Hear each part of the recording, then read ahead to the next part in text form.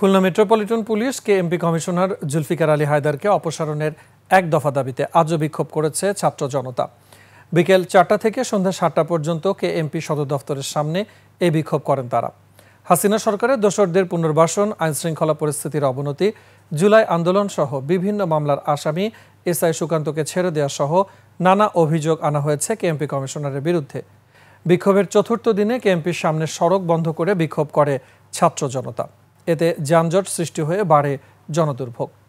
বিক্ষোভে বৈষম্য বিরোধী ছাত্র আন্দোলন, এনসিপি ও বিএনপি সহ বিভিন্ন রাজনৈতিক দলের নেতাকর্মীরা অংশগ্রহণ করে। ফ্যাসিস্টদের দোসর পুলিশ কমিশনার খুলনায় থাকাকালীন আইন শৃঙ্খলার কোনো ধরনের উন্নতি তো হয়নি, দিন দিন অবনতি হচ্ছে।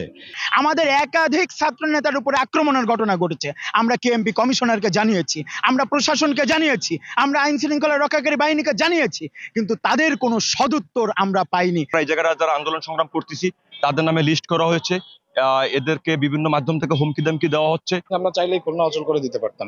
শুধুমাত্র জনগণের দুর্ভোগের কথা চিন্তা করে আমরা কোনো প্রকার কোনো ধরনের খুলনা অচল কর্মসূচিতে যাই নাই।